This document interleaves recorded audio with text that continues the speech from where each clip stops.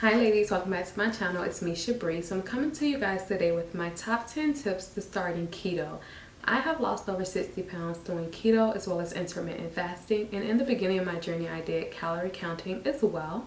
If you want more information on my weight loss journey, I'll link the video below in my description box, or you can head over to my channel and take a look at it there. To get right into this video, I wanted to give you guys my top 10 tips that helped me when starting keto, and those tips are still helping me while I am on keto to this day. So to get right into the first tip, it's going to be to do your own research. Now there are a lot of videos here on YouTube that talk about keto, ketosis, the benefits of doing keto, side effects of doing keto, what to eat on keto, and the list goes on. Those videos are very helpful. I would encourage you to look at those YouTube videos, but still to do your own research outside of YouTube. For instance, I did a lot of my research on Google. I was able to come across different tools that I can use to help calculate my macros. I was able to come across more information that really a lot of these YouTube videos don't include because it's a lot of information, you guys. So I really do encourage you to do your own research outside of YouTube. In addition to that, ask your physician their opinion on ketosis. Of course, you don't have to take what they say as final say so. You make the decision along with your physician as to what's best for your health journey or your weight loss goals. Tip number 2 is going to be, once you do start on the keto journey, you're going to want to track everything you're eating. To this day, I still track my food and what I eat on MyFitnessPal. I suggest to do it, you guys, because there are a lot of hidden carbs and items that you would not have thought carbs would have been in. Being that I've been on keto for about a year on and off, I pretty much know the macros for a lot of the items that I eat because I don't switch up foods that often, so I don't track as much anymore. I will start to track if I notice that I'm gaining weight or if I notice that I'm stalling. That way, I'm able to look back on the foods that I'm eating and compare it to like a successful week, and I can see what changes I need to make. So I really do encourage you all to track down everything you're eating, especially when you're first starting out. Be careful with MyFitnessPal. I do want to say that there are a lot of items on the database. Some items do not include carb count or fat count, so make sure the item that you're selecting does include the carb count, and you may want to cross-reference or cross-check it with the actual ingredients or the actual macros on the back of the food that you're eating.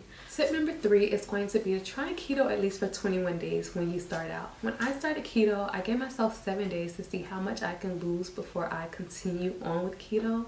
Thankfully, in the first 7 days, I lost about 10 pounds, so that motivated me to keep on doing keto.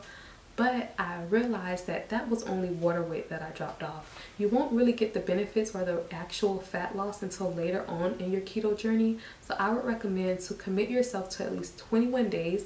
That way it will become a habit at that point, and it will become second nature, and you'll eventually just continue doing keto from there. So make sure you guys are at least giving it 21 days before you just give up on keto. And I guarantee you, after that 3-week mark, when you get on the scale, you're going to be even more motivated to keep on with this way of eating. That leads me into tip number 4, which is going to be to remain consistent. So you've done the 21 days on keto, you're ecstatic, you lost a lot of weight. This doesn't mean that it's okay to slack off or it's okay to start cheating and eating whatever. You're going to want to continue to be consistent on keto. Remember, if you have a big weight loss in the beginning, your weight loss will start to even out and kind of slow down. In those times of it slowing down, it's not a time to give up, because after that plateau or that slow period, you'll either have a big drop in your weight or you'll have a big drop in your size, so a lot of inches will fall off. That leads me into tip number 5, which is going to be to stay off of the scale. Now when I first started keto, you guys, I would weigh in every day. I still really do check myself about daily. It doesn't bother me as much because I'm not as motivated by the number on the scale anymore, but it can become very discouraging when again your weight loss starts to slow down and you think to yourself it's not working, and then you stop doing keto. That's why I suggest to only weigh in at least once a week, once every 2 weeks if you can push it out that far. But if you weigh in once a week, this is going to be a more consistent weight, and then just make sure to weigh in at the same time on that day.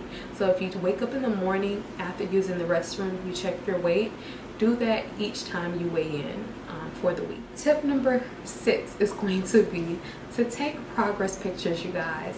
I made the mistake of not taking a lot of beginning pictures. I only started really taking pictures of my weight loss at about the 7-month mark.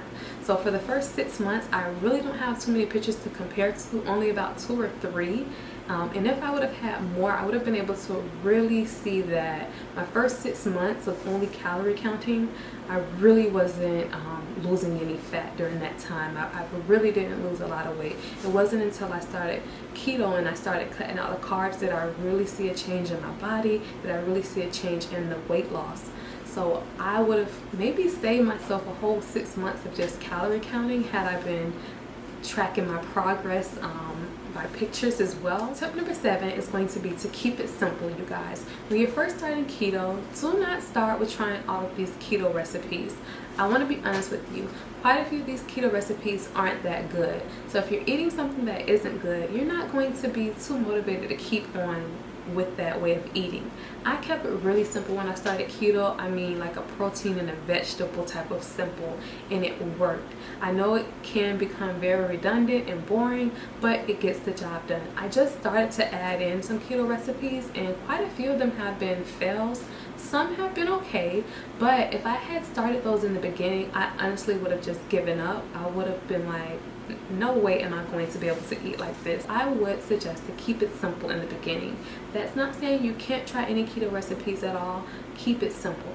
If you do decide to try a keto recipe, keep in mind these keto recipes, while they are keto friendly, they do still have carbs. So you want to make sure you're paying attention to your serving size and the amount of carbs you're eating with those items. Tip number 8 is going to be to follow keto accounts. Now on Instagram, I like to follow keto accounts or keto recipe accounts or any type of person that's doing keto. I like to follow their page so they can keep me motivated throughout the day. There are going to be times where you have the option to make the wrong food choice, and when you're scrolling on Instagram and you see someone else make the right choice, I guarantee it's going to, well, for me, it made me choose the healthy item. So I like to follow keto accounts. That way I can keep myself motivated and inspired to do the right thing. Also, it kind of gives me a way to see what they're eating, kind of steal some of their recipe ideas to keep my keto journey exciting. So yeah, I would definitely recommend to follow keto accounts or follow any type of weight loss accounts. I don't only follow keto accounts, I follow a lot of low carb accounts because a lot of the recipes they have, I can kind of tweak it to work for keto. So just follow accounts that are going to keep you motivated. Tip number 9 is going to be to allow yourself a cheat meal. So let's be honest, we're not perfect. You're going to slip up. There's no need to be hard on yourself. That's why I suggest to at least plan out your cheat meal for the week. Notice I said cheat meal and not cheat day. The reason why I would only suggest a cheat meal is because with the cheat meal, you're allowing yourself just one item. It's not doing too much damage. It's not messing up any of the progress that you made up until that week. But if you more so do a cheat day, sometimes it can roll over into another cheat day, which in turn rolls over into a cheat week. So with the cheat meal, you're just allowing yourself that one item that you've been waiting for, that one item that you've been craving. You can get right back on the train with the next meal. The last tip of the day is going to be to stay prepared. You guys, I cannot tell you how many times I made the wrong decision because I didn't have a healthy item on hand. I had all intentions, you guys, of eating right, and I just didn't have anything healthy, and it caused me to choose something that was not healthy. I would suggest to stay prepared. I've learned my lesson quite a bit, even when it comes down to water. I get to the point where I hate going to the grocery store, like carrying the big case of water.